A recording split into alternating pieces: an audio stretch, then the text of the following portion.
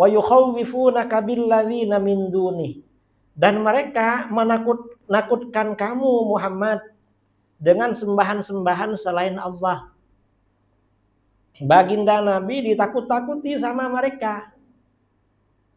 Macam mana? Dalam tafsir Ibnu Jarir At-Tabari, yaqulu ta'ala dzikruh li nabiyhi Muhammadin sallallahu alaihi wasallam wa yukhawwifuka haula'il musyrikun ya Muhammad billadzina min dunillah minal awthan wal alihah an tusibaka bisu bi bara'atika minha wa aibika laha wallahu kafika dzalik.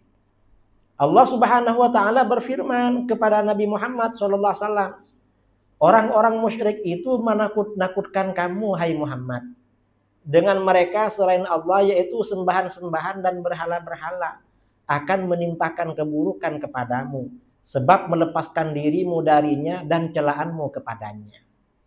Jadi karena baginda Nabi berkata kepada orang-orang musyrik, berhala-berhala yang kamu sembah tak ada guna itu. Tak berguna, tak ada manfaat. Akhirnya apa? Kata orang musyrik, awas kamu Muhammad, kamu mencela berhala-berhala kami, nanti kamu dibuat rusak akal oleh berhala. Kamu dibuat gila oleh berhala.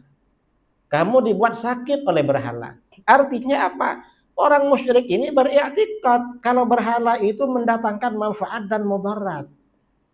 Itu namanya syirik rububiyah. Ini bahayanya ya, tauhid rububiyah Wahabi. Itu ayat-ayat Al-Qur'an. Dan masih banyak ya ayat-ayat lain. Kemudian di dalam sirah nabawiyah, ini qissatu Islami Dhimam bin Sa'labah As-Sa'di radhiyallahu an. Jadi kisah Islamnya Dhimam bin Sa'labah.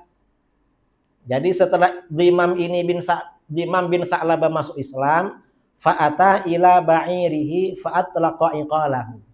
Ia mendatangi untanya lalu melepas ikatannya. Mau pakai kendaraan unta ya. Tsumma kharaja hatta qadima ala qaumih. Kemudian pergi hingga menjumpai kaumnya Bani Sa'ad. Karena dia kepala suku, begitu datang fajtama'u ilaih. Lalu kaumnya berkumpul pada dia. Fakana awwala ma takallama bihi anqal. Begitu kaumnya berkumpul, perkataan pertama yang dia sampaikan kepada kaumnya, bi'satillatu wal uzza.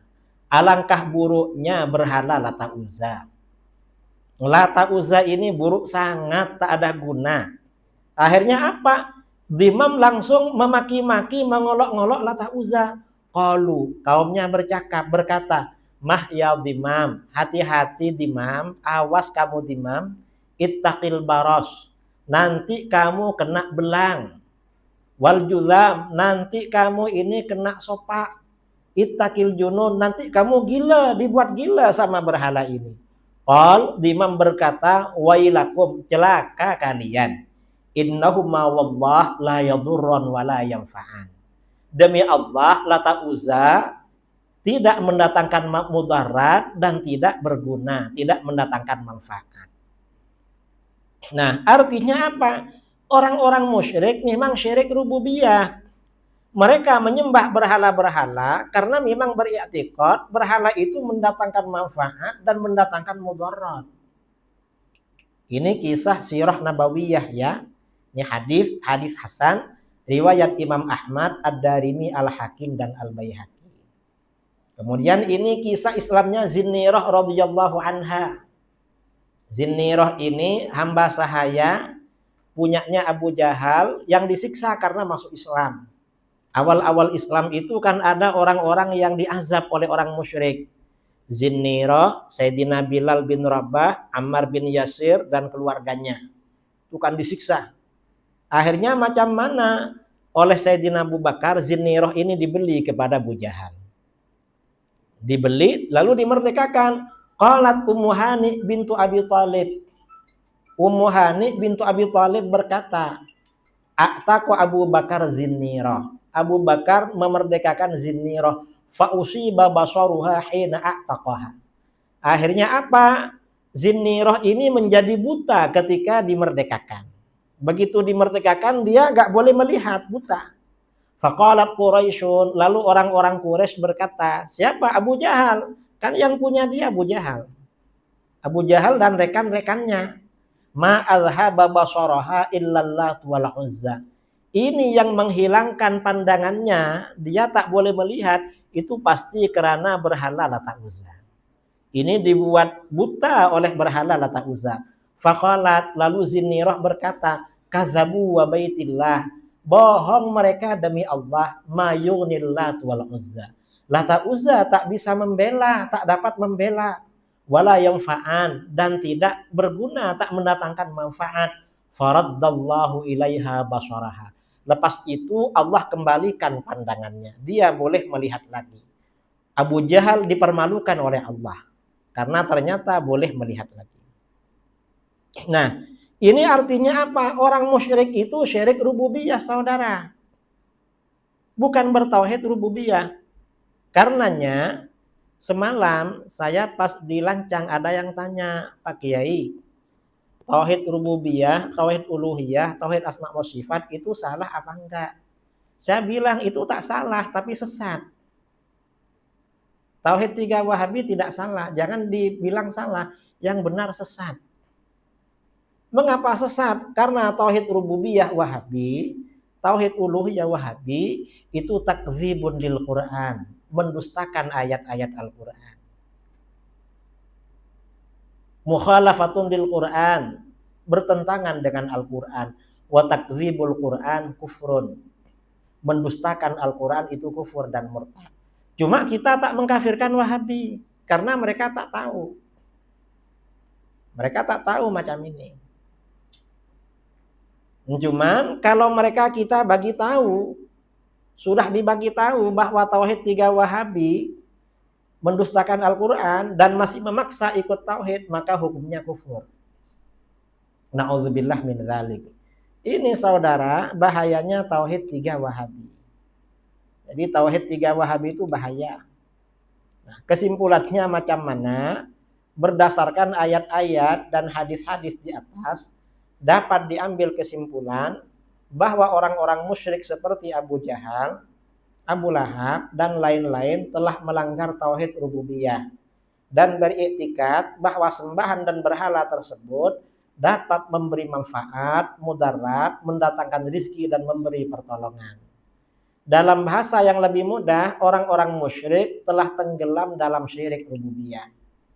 Sedangkan ajaran kaum Wahabi yang menyucikan orang-orang musyrik, menganggap orang-orang musyrik suci, bahwa mereka beriman dan bertauhid rububiyah secara sempurna adalah kesesatan dan bertentangan dengan Al-Quran dan Sunnah. Artinya, kesesatannya aliran Wahabi ini bukan kesesatan kecil, saudara, tapi kesesatan besar. Kita tak bagi ikut tauhid Wahabi karena bahaya itu. Ini ya, ini sebagian lah. Kemudian lagi, karena ini masih ada masa, kita teruskan lagi.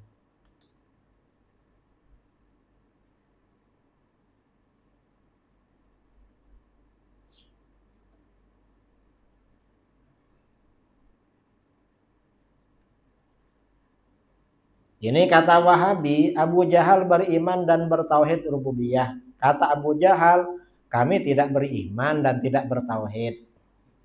Jadi beza ya, antara Wahabi membela, orangnya tak mau dibela. Ini perbezaan Wahabi dengan Abu Jahal.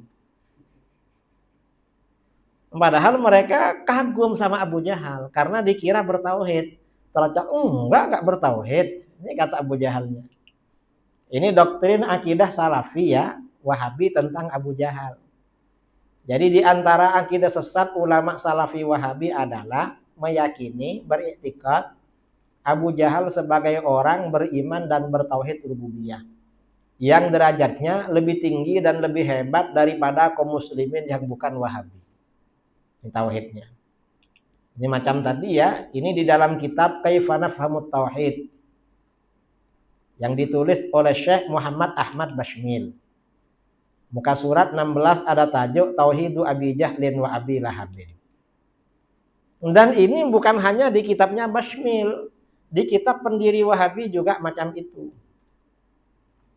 Di kitabnya Syekh Muhammad bin Abdul Wahhab, Kashfus Syubhat, muka surat 11, dia berkata, "I'lam anna syirkal awwalin wal akhirin Abi Jahlin wa Abi Lahabin wa man ala dinihima minal musyrikin akhaffu min syirki ahli zamanina minal muslimin."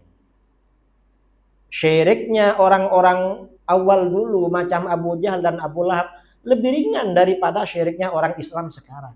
Itu kata pendiri Wahabi.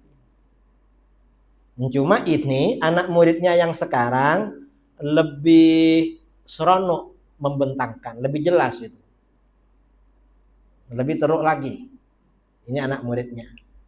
Nah, kita ini hati-hati dengan doktrin sesat Salafi Wahabi. Mengapa tidak ada ayat Al-Quran yang menegaskan bahwa Abu Jahal beriman dan bertauhid rububiyah, kecuali penafsiran gagal paham aliran Wahabi? Tak ada. Tidak ada tata sejarah tentang pengakuan Abu Jahal beriman dan bertauhid rububiyah kecuali kebohongan Wahabi yang fatal. Ini pengakuan Abu Jahal sendiri, tidak beriman dan tidak bertauhid rububiyah. Ini kisah Islamnya Zinnirah radhiyallahu anha, hamba sahaya asal Rum yang pernah disiksa oleh Abu Jahal dan dibeli oleh sahabat Abu Bakar As-Siddiq radhiyallahu an untuk dimerdekakan. Diriwayatkan di dalam kitab Al-Isabah fi Tamyizis Sahabah, karangan Al-Hafidz Abil Fadl Ahmad bin Ali bin Hajar Al-Asqalani. Nah, di sini ya diterangkan macam tadi itu. Jadi An Sa'ad bin Ibrahim qal kanat Zinnirah rumiyatan fa aslamat fa dhahaba basaruha faqala al musyrikun Ahmad Hallat wal Uzza faqalat inni akfuru billati wal Uzza faraddallahu ilaiha basaraha. Zinnirah adalah hamba sahaya Romawi Rum, lalu masuk Islam, lalu matanya menjadi buta. Maka orang-orang musyrik berkata ia dibutakan oleh berhala Lata dan Uzza. Zinnirah berkata, aku kafir kepada Lata dan Uzza. Lalu Allah mengembalikan pandangannya. Orang musyrik ini Abu Jahal, karena dia punya Abu Jahal, yang punya Abu Jahal. Ini riwayat lain ya, An Anas qalat li Ummu Hani bintu Abi Thalib a'taqa Abu Bakrin Zinnirah fa usiba basaruha hina a'taqaha. Faqalat Quraisyun ma adhaba basaraha illa Lat wal Uzza faqalat kadzabu wa baitillah ma tughnil Lat wal Uzza wa la tanfa'an faraddallahu ilaiha basaraha. Ummu Hani binti Abi Thalib radhiyallahu anha berkata kepadaku, Abu Bakar radhiyallahu an memerdekakan Zinnirah radhiyallahu anha, lalu matanya menjadi buta ketika merdeka. Lalu orang-orang musyrik Quraisy berkata, pandangannya pasti dibutakan oleh berhala Lata dan Uzza. Zinnirah berkata, mereka berdusta demi Baitullah, Lata dan Uzza tidak dapat memberi kaya dan manfaat. Lalu Allah mengembalikan pandangannya yang sembuh dari buta. Jadi matanya sembuh lagi itu. Dalam kitab Al-Isabah. Ini pengakuan orang musyrik selain Quraisy, tidak beriman dan tidak bertauhid rububiyah. Kisah Islamnya Dhimam bin Sa'labah As-Sa'di radhiyallahu an. Tadi kan Quraisy. Ini dalam kitab Al-Isti'ab fi Ma'rifatil Ashab, ya. Karangan Al-Imam Ibnu Abdil Bar. Dalam kitab ini ada riwayat fa'ata ba'irahu fa'atlaqa iqalahu hatta kharaja hatta qadim ala qaumih fajtama'u ilaihi faka'ana awwala ma takallama bihi an qal ya bi'satil Lat wal Uzza qalu mahya dhimam ittaqil baras ittaqil juzam ittaqil junun qal wailakum innahuma wallah ma yadurran wala yanfa'an. Dhimam bin Sa'labah mendatangi untanya lalu melepas ikatannya, kemudian pergi hingga mendatangi kaumnya. Maka mereka berkumpul kepadanya. Lalu ucapan yang pertama ia katakan kepada mereka adalah, alangkah buruknya berhala Lata dan Uzza. Mereka berkata, jangan begitu Dhimam. Takutlah kamu pada penyakit belang dan sopak. Takutlah kamu pada penyakit gila, nanti kamu gila. Imam berkata, celaka kalian. Sesungguhnya Lata dan Uzza demi Allah tidak memberi madarat dan tidak pula memberi manfaat. Ini hadis sahih riwayat Ahmad, Ad-Darimi, Al-Hakim dan Al-Baihaqi. Kesimpulan, di antara akidah Salafi Wahabi beriktikad bahwa Abu Jahal beriman dan bertauhid rububiyah tanpa ada dalil. Dalam Al-Quran dijelaskan bahwa Abu Jahal kafir dan syirik rububiyah. Dalam hadis dijelaskan bahwa Abu Jahal kafir dan syirik rububiyah. Dalam catatan sejarah Sirah Nabawiyah justru Abu Jahal mengaku bahwa ia kafir dan syirik rububiyah. Berarti ajaran Salafi Wahabi tidak mengikuti Al-Quran dan Sunnah. Ajaran Salafi Wahabi adalah penipuan pendirinya dan ratusan anak cucunya dan para tokoh pendukungnya yang dikultuskan dan dipropagandakan sebagai ajaran salaf. Masihkah kamu percaya pada Salafi Wahabi, pengagum Abu Jahal? Jangan percaya. Ini Wahabi saudara. Artinya tauhid rububiyah itu bahaya karena bertentangan dengan Al-Quran. Tauhid uluhiyah ya berbahaya juga. Tauhid asma' semuanya berbahaya. Jadi kalau ingin jadi sesat gampang ikut Wahabi. Kalau ingin ikut aliran yang bahaya ikut Wahabi. Itu paling bahaya. Makanya di akhir zaman ini, fitnah akhir zaman termasuk fitnah yang berat ini fitnah Wahabi. Karena Wahabi ini memang disokong dengan duit yang banyak. Duitnya banyak orang-orang Wahabi. Di Indonesia, ustadz-ustadz Wahabi itu allowance-nya tiap bulan $1.500 US. Ada di Thailand, kerja sebulan allowance-nya $1.500 US ada. Tak ada kan? Tak ada. Mereka yang penting membid'ahkan orang, mengkafirkan orang, $1.500 tiap bulan. Nah itu saudara-saudara,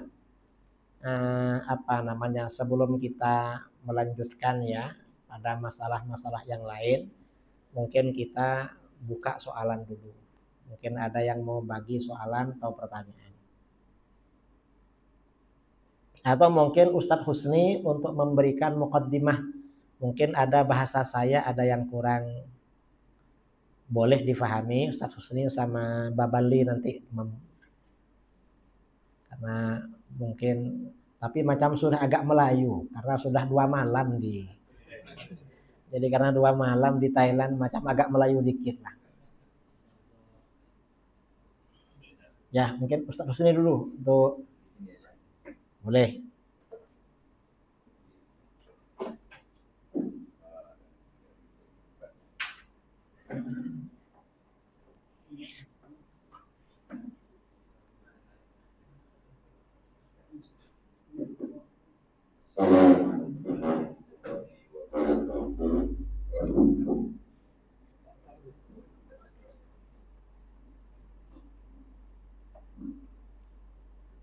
Assalamualaikum warahmatullahi wabarakatuh. Yang mulia Bapak Ali, Haji Kiai Idul Sabri, yang dirahimkan semua yang hadir dan yang kita muliakan pejabat agama Islam wilayah Yala dan semua para hadirin para hadirat yang ikut serta pada pagi yang mulia ini. Sebenarnya slide itu dari bahasa Indonesia. Malam tadi saya tak tidur dengan Kiai, saya betulkan ke bahasa Melayu. Tapi saya lihat daripada ujung ke ujung macam 90% dah faham. Semalam 70%. So saya usaha macam mana hari ini nak 90%. Jadi alhamdulillah mungkin 10% lagi saya terangkan sikit saja supaya kita faham 100%. Boleh ya? Kerana Babali malam tadi di masjid Haqqul Muslimin ceritakan kalau kita tak faham setahun, mungkin 2 tahun, mungkin 10 tahun. Hari ini 10 minit boleh faham insya-Allah. Boleh. Jadi apa yang Kiai nak cakap kepada kita tentang perbezaan yang terang-terang di antara Ahlussunnah dan juga aliran ahli fitnah. Jadi Ahlussunnah ahli fitnah. Dekat-dekat ya untuk mudah faham. Dan di antara ajaran yang mana Nabi SAW telah menyebut bahawa 72 puak daripada orang Islam kesemuanya ahli neraka kan. Asal 72 ahli neraka. Satu saja Ahlussunnah. Maknanya 73 itu satu Ahlussunnah, 72 ahli bidah ataupun ahli neraka. Dan Kiai nak menerangkan Ahlussunnah yang mendakwa diri Ahlussunnah dalam dunia Islam hanya 2. Satu itulah kita berpahaman dengan Al-Asy'ariyah dan Al-Maturidiyah dalam akidah kita. Yang kedua, berani mengklaim dirinya Ahlussunnah, itulah Wahabi. Maka Kiai tak cerita Syiah, tak cerita ajaran-ajaran yang lain, sebab itu dah jelas. Mereka pun sendiri tidak mengakui diri mereka sebagai Ahlussunnah. Syiah tak mengaku kan Ahlussunnah.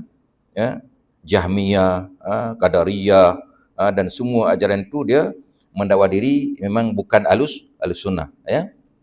Jadi yang mengaku Ahlussunnah kita nak terang betul tak dia Ahlussunnah ataupun ahlul fitnah ataupun ahlul funah. Ahlul fitnah ataupun ahlul funah. Nak mudah-mudah ya.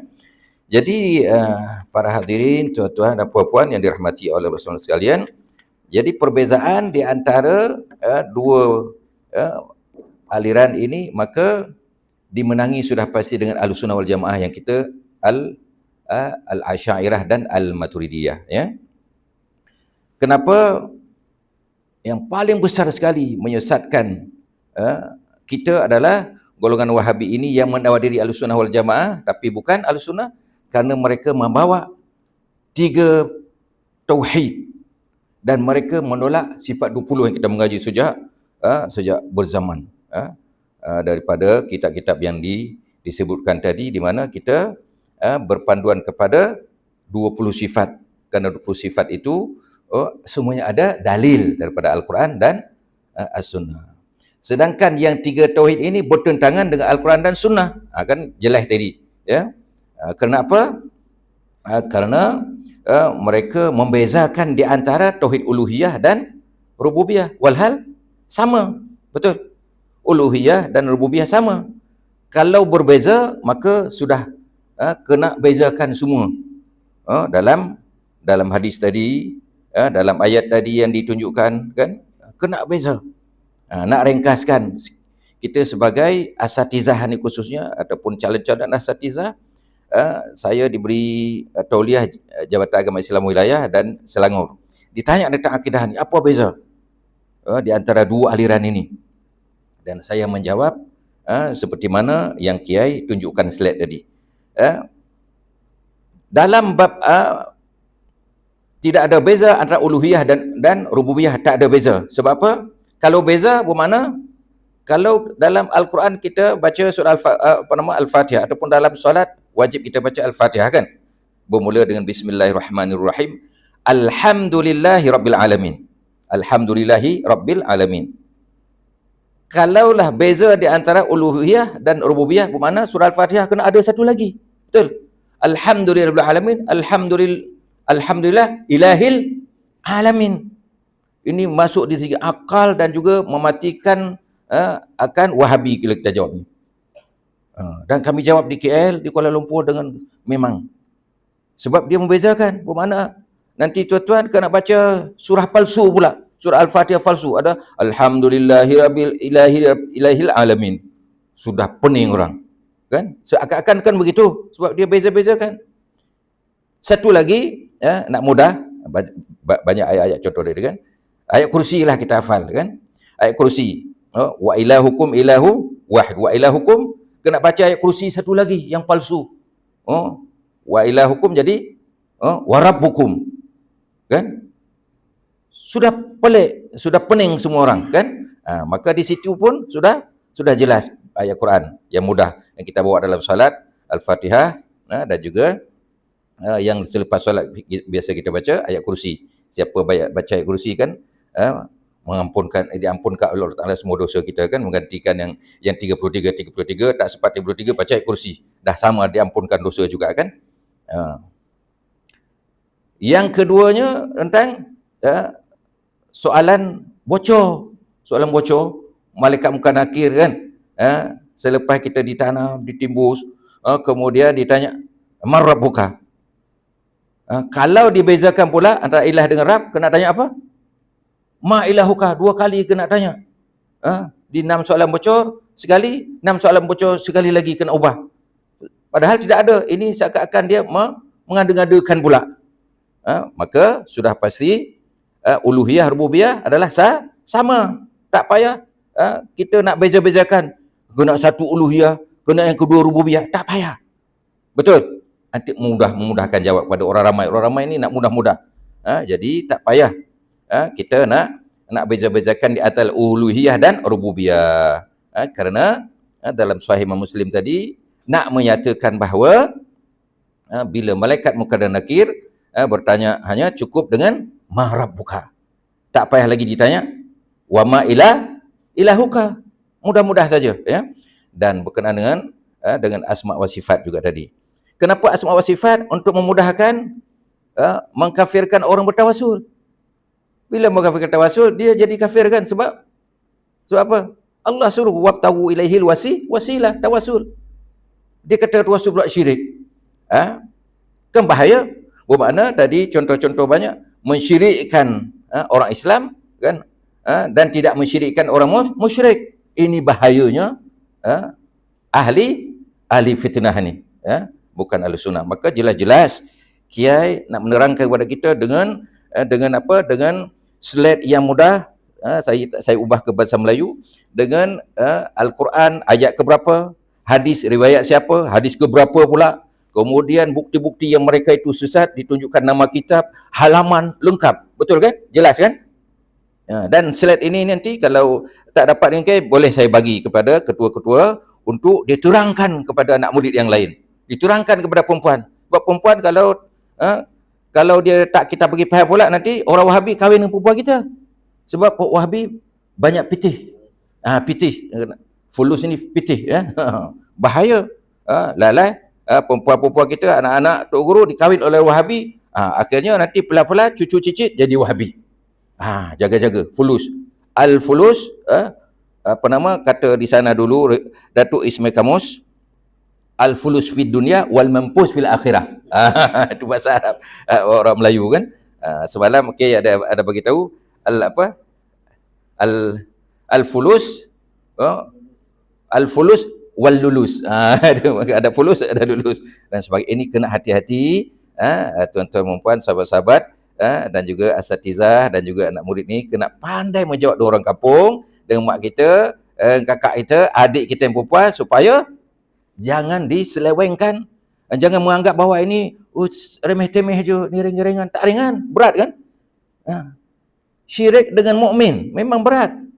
Orang sekarang ini menganggap ini perkara khilafiyah. Bukan khilafiyah. Ini di antara iman dan kafir. Orang beranggapan bila Wahabi tak ada kunut, tak ada doa sebab itu. Bukan. Berat. Bab syirik dengan mukmin itu babnya. Bukan masalah khilafiyah fikah. Bukan. Itu dia sebagai ringkas. Jadi mudah-mudahan dalam Facebook nanti Kiai akan kita masukkan ini. Di bawah nanti kalau tak faham, saya tak faham, tolong Ustaz Usni terangkan. Saya komenlah di bawah nanti, ya. Nanti sampai ada slide-slide nanti dah mudah, dah dimelayukan sebenarnya. Kalau tak faham juga nanti kita terangkan lagi melalui Babali, insya-Allah. Jadi sekian sebagai ringkasan, sebagai penjelasan ringkas. Mudah-mudahan semua dah dapat faham 100%. Betul, insya-Allah, ya. InsyaAllah sekian daripada saya. Dan kalau dah faham semua, baru kita boleh tanya. Kalau tak faham, susah nak tanya. Betul? Sekarang kita tanya kepada Kiai Idrus Ramli. Mudah-mudahan ada syubhat-syubhat yang kita masih berlega dalam kepala kita, tak faham lagi. Sebahagian daripada daripada agenda Wahabi tadi, maka kita boleh tanya kepada tuan guru kita Kiai Idrus. Sekian daripada saya, mohon ampun maaf. Wabillahi taufiq wal hidayah. Wassalamualaikum warahmatullahi wabarakatuh.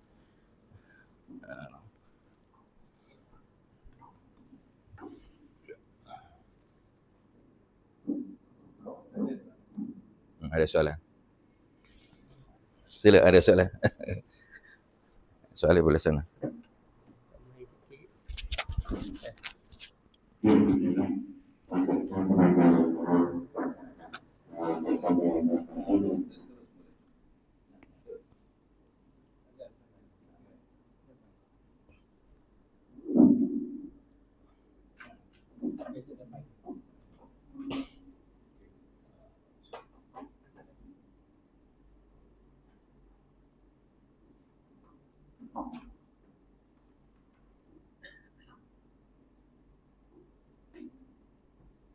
Assalamualaikum warahmatullahi wabarakatuh. Bismillahirrahmanirrahim. Saya ada dua soal. Soal yang pertama, siapakah yang memula bahki tauhid? Adakah Ibnu Taimiyah? Adakah apa lagi betul Ibnu Taimiyah yang awal-awal membahki? Itu soal yang pertama. Mana golongan mana memulakan bahki? Adakah ini terbuat daripada salah? Soalan yang kedua, apa kita nak kata kita perisai? Kiranya kalau tauhid itu hanya salah dari segi ahli sunnah wal jamaah, apakah tegak kita tentang perisai, tentang muqaddimah anak bagi syurga? Salah ke tak salah? Kiranya kalau kita tak berani musawarahkan, kita ni syok. Itu dua soal. Lepas tu soalan yang tiga ni kepada Bapak ni, bagaimana ada tokoh ulama pada ni, saya tak sebut siapa dia, masih untuk mengajar sokong lagi tauhid ini. Saya agak Bapak ni tahu siapa dia. Kalau di majlis ngajar, dia masih kecek tauhid itu. Siapa dia tu? Bapak mana saya tak tahu. Allah.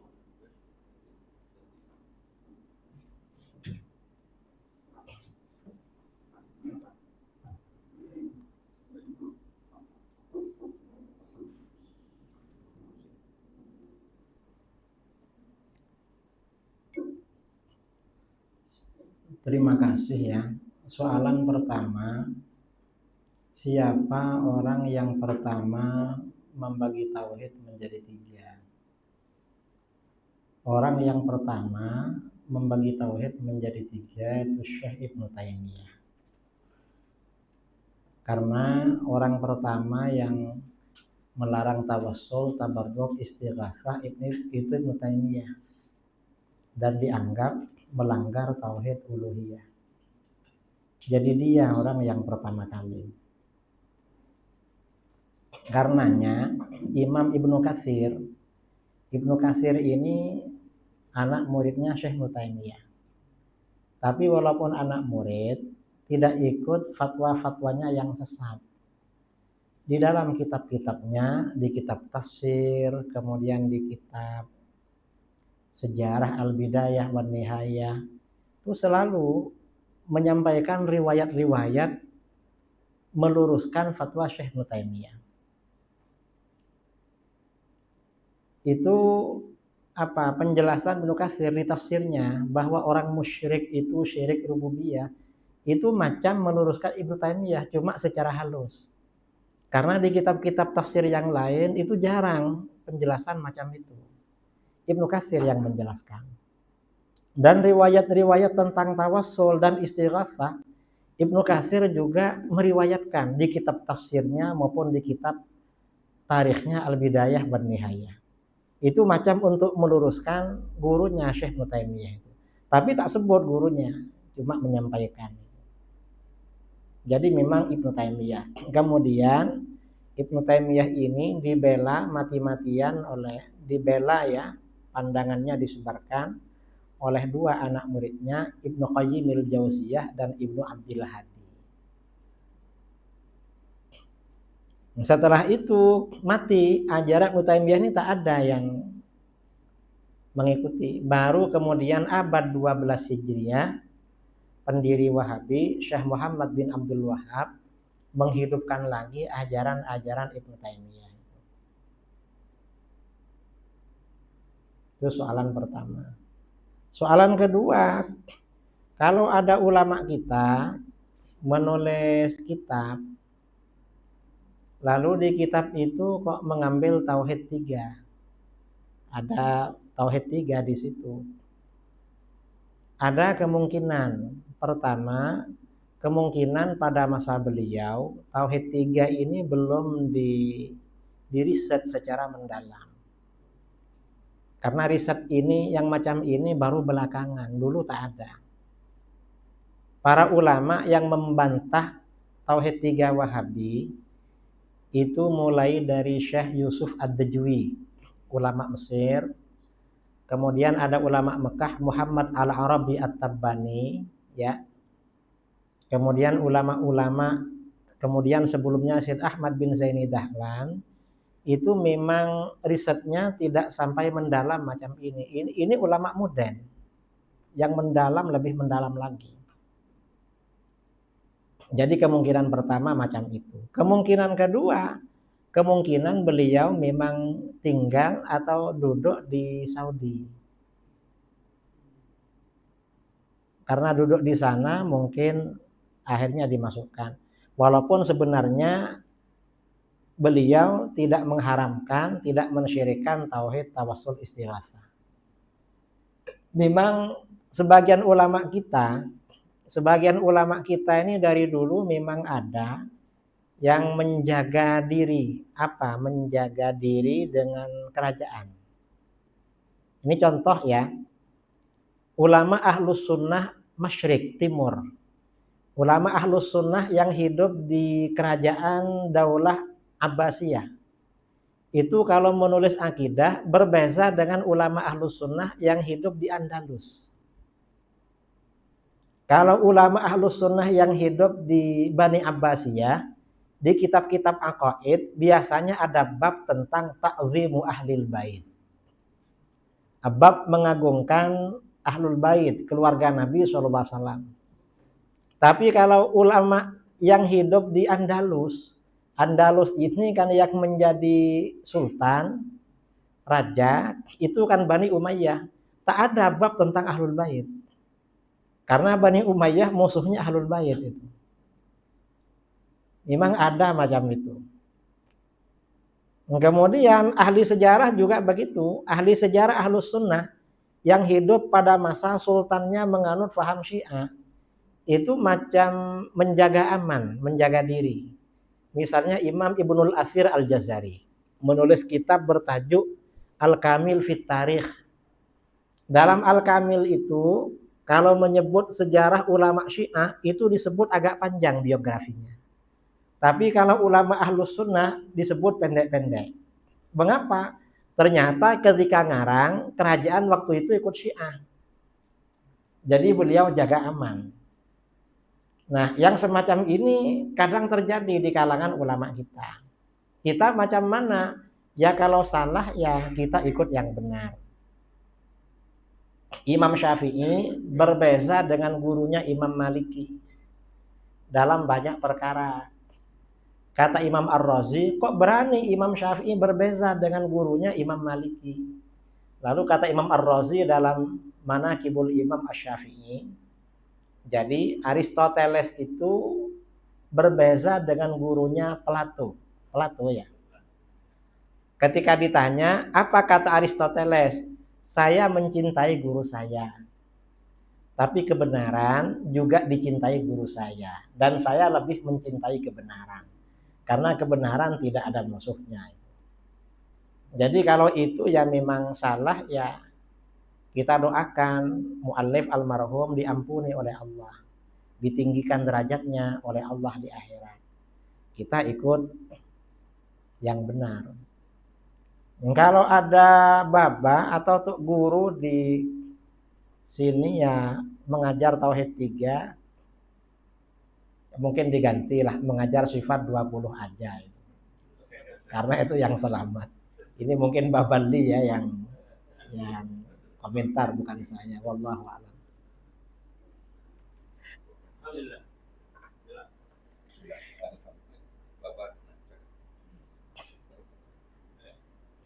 Soalan lain.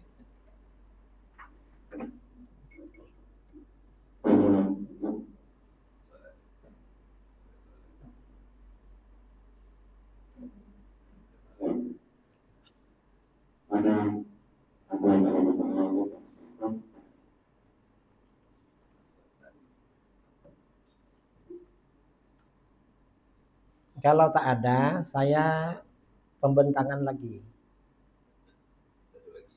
Satu lagi ya. Soal apa?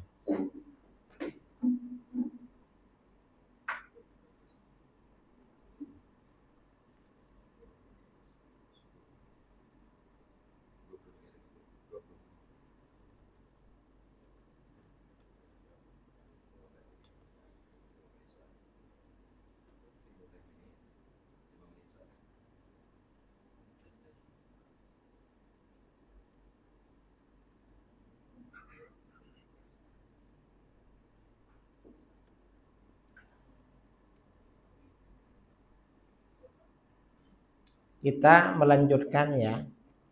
Karena Wahabi beriktikad Abu Jahal dan Abu Lahab bertauhid dan beriman, itu kadang menyampaikan dalil-dalil dari Al-Quran.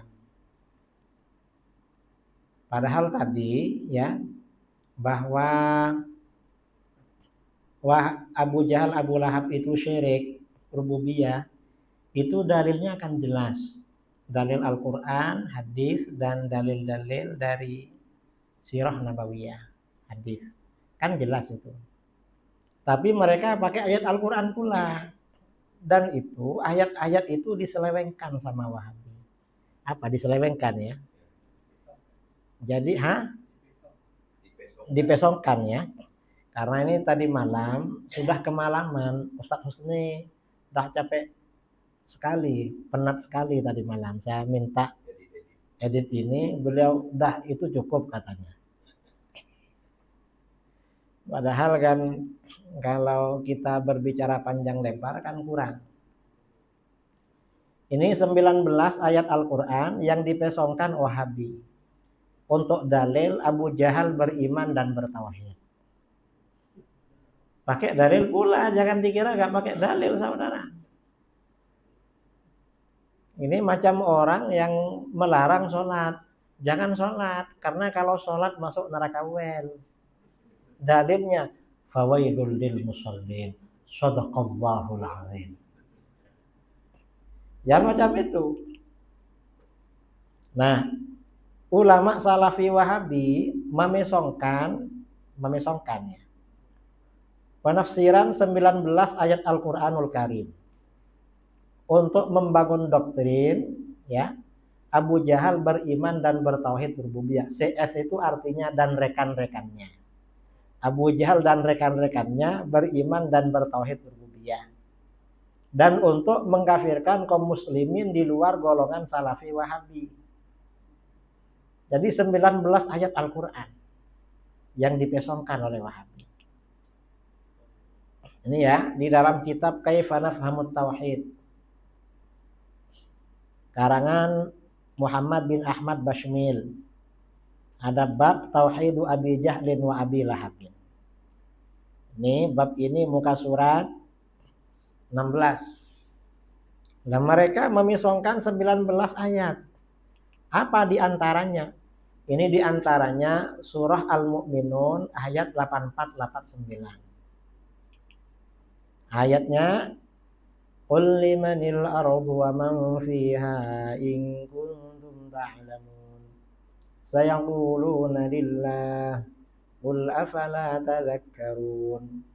Qul man rabbus samawati sab'i wa rabbul 'arsyil 'azim. Sayaquluna lillah. Qul afala tattaqun. Qul man biyadihi malakutu kulli syai'in wa huwa yujiru wa la yujaru 'alaihi in kuntum ta'lamun. Sayaquluna lillah. Qul fa anna tusharun. Katakanlah, kepunyaan siapakah bumi ini dan semua yang ada padanya jika kamu mengetahui? Mereka akan menjawab, kepunyaan Allah. Katakanlah, maka apakah kamu tidak ingat? Katakanlah, siapakah yang empunya langit yang 7 dan yang empunya arasy yang besar? Mereka akan menjawab, kepunyaan Allah. Katakanlah, maka apakah kamu tidak bertakwa? Katakanlah, siapakah yang di tangannya, yang di kekuasaannya berada kekuasaan atas segala sesuatu sedang dia melindungi. Tetapi tidak ada yang dapat dilindungi dari azabnya jika kamu mengetahui. Mereka akan menjawab, kepunyaan Allah. Katakanlah, kalau demikian, maka dari jalan manakah kamu ditipu? Jadi kata Wahabi, orang musyrik ditanya jawabannya Allah, berarti beriman. Nah, berartinya kan dari dia kan. Wong ini saya kuluna akan berkata. Berarti kalau berpikir akan berkata macam itu. Bukan beriman. Nah, dalam beberapa ayat di atas, ketika orang-orang musyrik ditanya dengan 3 pertanyaan tersebut, maka mereka menjawab Allah. Dengan jawaban ini, kaum Wahabi lalu menyimpulkan bahwa Abu Jahal sebenarnya beriman dan bertauhid rububiyah. Bantahannya, jawaban kita macam mana? Ada beberapa perkara yang perlu diperhatikan dan dicermati dari ayat-ayat di atas. Perlu dipikirkan 3 perkara. Pertama, orang-orang musyrik tersebut ketika ditanya dengan 3 soalan di atas, mereka hanya menjawab atau berkata Allah. Yang kedua, Al-Quran tidak menaratifkan, ya, tidak menggunakan lafaz bahwa mereka sebagai orang-orang yang beriman kepada Allah. Tetapi hanya sebagai orang-orang yang menjawab atau berkata Allah ketika didesak dengan soalan-soalan. Dan itu pakai fasayakuluna. Kalau pakai fasayakuluna kan akan berkata. Berarti masih perlu berpikir itu. Artinya itu bukan keimanan yang tertanam dalam pikiran mereka. Artinya kalau diajak dialog, diajak diskusi, mereka boleh menjawab itu milik Allah. Ketiga, tidak ada ulama salaf yang menafsirkan ayat-ayat tersebut menjadi dalil bahwa orang-orang musyrik seperti Abu Jahal beriman dan bertauhid rububiyah. Penafsiran Wahabi jelas bid'ah sesat dalam masalah ini. Kemudian keempat, justru kalau dilihat dari ayat-ayat sebelumnya, ayat di atas konteksnya mengingatkan orang-orang musyrik yang mengingkari hari kebangkitan dari alam kubur pada hari kiamat. Sedangkan pengingkaran hari kebangkitan itu berarti pertanda syirik dan kafir terhadap rububiyah Allah. Coba kita lihat, kita perhatikan ayat sebelumnya. Ayat tadi kan surah Al-Mu'minun ayat berapa? 84, 89. Ayat sebelumnya ayat 82, 83. Qalu a idza mitna wa kunna turaban wa 'idhaman a inna lamab'utsun. Laqad wa'idna nahnu wa aba'una hadza min qablu in hadza illa asatirul awwalin. Al-Mu'minun 82, 83. Macam mana mereka berkata, apakah betul apabila kami telah mati dan kami telah menjadi tanah dan tulang belulang? Apakah sesungguhnya kami benar-benar akan dibangkitkan? Sesungguhnya kami dan bapak-bapak kami telah diberi ancaman dengan ini dahulu. Ini tidak lain hanyalah dongingan orang-orang dahulu kala. Artinya ayat ini tujuannya untuk mengisbat kepada orang-orang musyrik bahwa orang mati boleh hidup lagi. Karena orang-orang kafir itu tak percaya kalau orang mati hidup lagi, tak percaya. Dan sampai sekarang orang kafir macam itu. Saya punya kawan ya di Indon, di Sumatera, kerja sama orang Chinese. Nah, orang kafir itu kalau punya uang hanya untuk bersenang-senang. Hanya mengapa? Mati ya mati, tak hidup lagi. Gak percaya memang. Makanya pakai ayat-ayat itu. Mengapa gak percaya? Menganggap mereka beriktikad Tuhan tak mampu menghidupkan lagi. Dianggap Tuhan tak mampu. Ini mereka.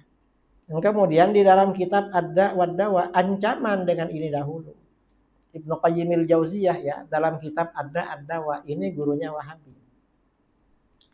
Beliau berkata dalam kitab ini, entah muka surat berapa, 478. Nah, kata beliau, idza angkarul ba'tsa wal jaza faqad kafaru bi rabbihim wa ankaru qudratahu wa rububiyyatahu wa hikmatahu. Apabila mereka orang-orang kafir mengingkari kebangkitan dari alam kubur pada hari kiamat dan mengingkari pembalasan, maka berarti mereka kafir kepada Rabb mereka, kepada rububiyah, mengingkari kekuasaannya, mengingkari rububiyahnya dan kebijaksanaannya. Artinya orang kafir itu memang syirik rububiyah. Karena gak percaya hari kebangkitan. Ini kata Syekh Ibnu Qayyimil Jauziyah. Kelima, dan apabila melihat rangkaian ayat sesudahnya, maka orang-orang musyrik tersebut justru disebut sebagai pembohong dan musyrik. Alias bukan beriman dan bukan bertauhid. Tidak beriman, tidak bertauhid. Tadi kan ayat 84, 89. Sekarang 90, 91, 92. Bal atainahum bil haqqi wa innahum lakadzibun.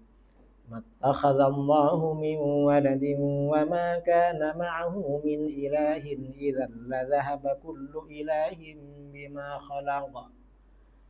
Idzal ladzahaba kullu ilahin bima khalaqa wa la'ala ba'dhum 'ala ba'd. Subhanallahi 'amma yasifun. Alimul ghaibi wasyahadati fata'ala amma yusyrikun.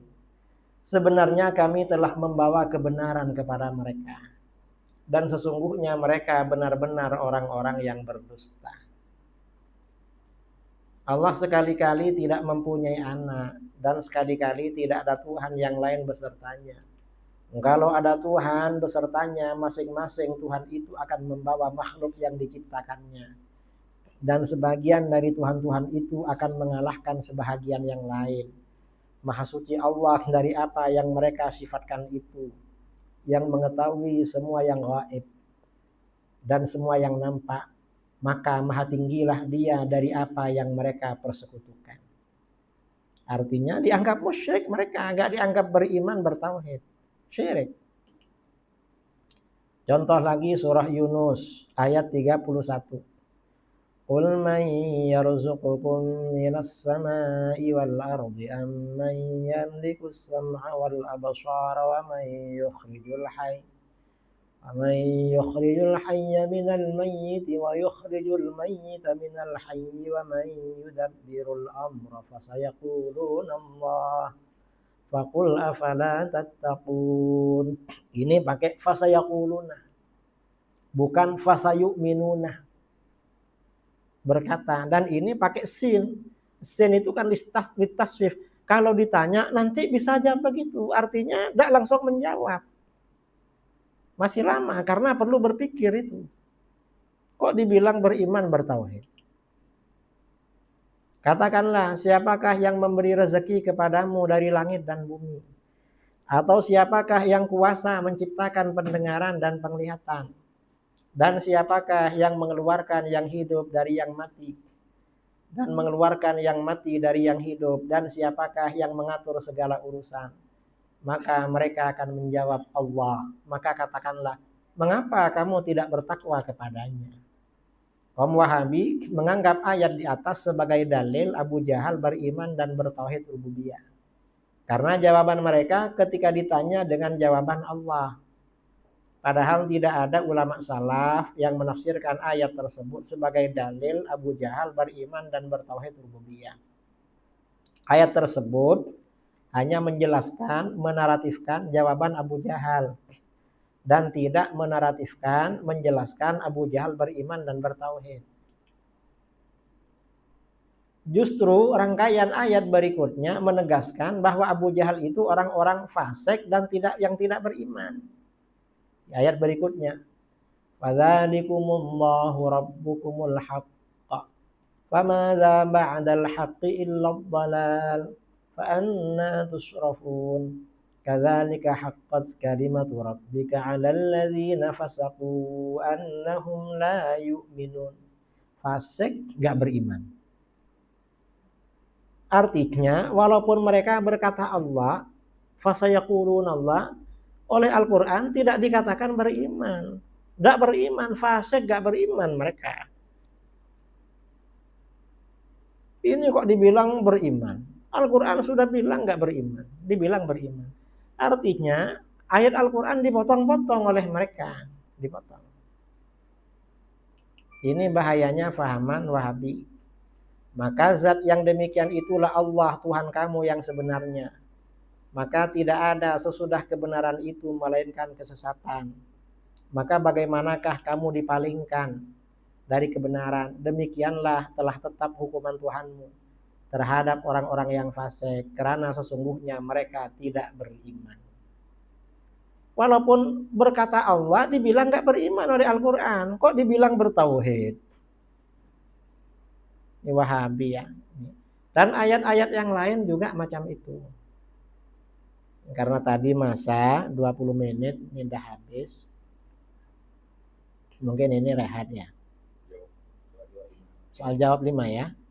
Ini ada soal jawab masa 10 menit. Mungkin ada yang mau bagi soalan.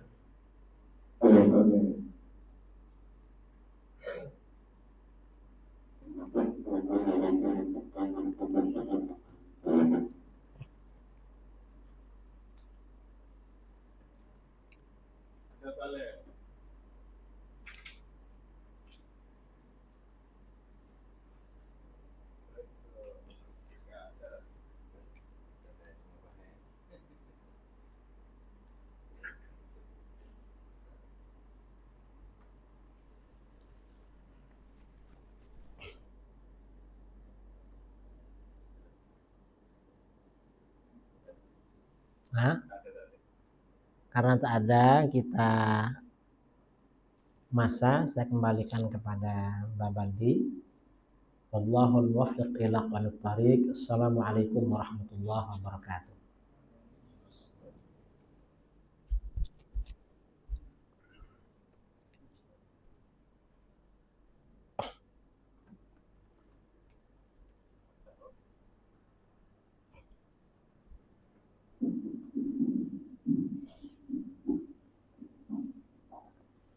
Alhamdulillah, sisi pertama kita selesai. InsyaAllah kita sebagai jadwal lebih kurang kita rehat, kita makan lagi senai zuhur. Silakan kita boleh masuk 1:30 kita sambung. Dan kita sedialah di masa kami apa soalan yang kita nak tujukan, boleh 2, 3, 4, 5 atau 10 soalan tengok dalam masa izin kita keluar kepada KNI untuk jawab semua. Kalau tak sempat kita jawab apa yang lebih penting akhirnya kita tak lebih daripada jadi daripada jadi awal tu kita sudah awal ada nampak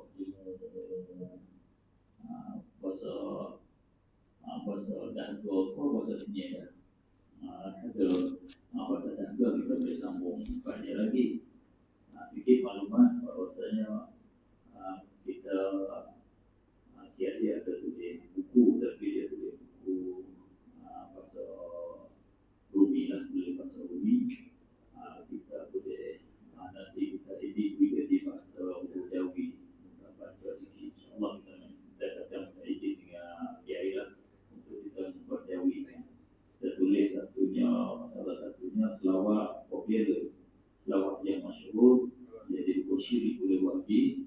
Jadi bawa bagi puja-puja dari selawat yang selawat Nariyah, selawat Tauhidiyah, selawat Fatah dan berbagai-bagai selawat, tutlak selawat yang Kiai Masud Al-Adani yang di sisi oleh Wahabi itu syirik.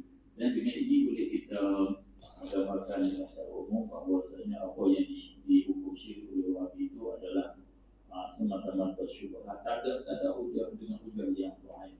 Di antaranya selawat Dalailul Khairat. Itu sebenarnya kata-kata pencipta yang mereka selawat itu mereka sangat-sangat alim. Bukan kata buat kesyirikan. Dia tak kejahilan Wahabi. Wahabi tak tahu hujah, tak tahu dalil. Dia tak kenal Nabi. Dia tak kenal Nabi siapa dia. Wa istasqal wa ma'adwi wa ihitari. Awal minta tu dia menemukan dia kata tak boleh syirik. Dia tak kenal sifat Nabi, apa hak Nabi cakap tajuk demikian. Itulah. Dan kita penolakan perbezaan manhaj tadi ada tulis dua siri yang dibuat. Dan kita boleh minta kalau Kiai Izzik kita ambil slide ni kita semua untuk kita nak menyapa semua seluruh wilayah kita orang mengajar kita ambil slide dan kita edit kita boleh menurut sikit kita baru tambahan sikit apa kita nak tambah dan kita nak menyesuaikan untuk kita sini kita guna macam ni lebih jelas kita pergi ke kampung mana kita guna tunjuk kita sedut sikit ni dia buat lepas sikit kan kita dengan orang-orang kampung ramai kita sedut tunjuk dia betul-betul ada ni kat sini kita ambil style cara ni untuk dapat insyaAllah kita akan minta izin dengan Kiai untuk ambil slide dia buat dah ni kita nak buat jadi banyak masa pula kita ambil dia kita mari menjadi Melayu kan lepas tu kita nak tambah apa sikit masyarakat Korea insyaAllah ta'ala nanti selepas minggu ni kita pergi makan kita ada sedia nasi buku kan kita ada sedia nasi buku dan lepas tu kita semai zuhur sudah kita masuk dan semulanya pukul 1:30 kita masuk balik pada lewat kita mula pukul insyaAllah. Alhamdulillah dan sekali ini kita di waktu lalu dan juga kita ambil masuk ini jadi materi untuk kita pakai minggu dan juga kita pakai di video dan pakai video kita mandi pilih bagus dan juga kepada kita ini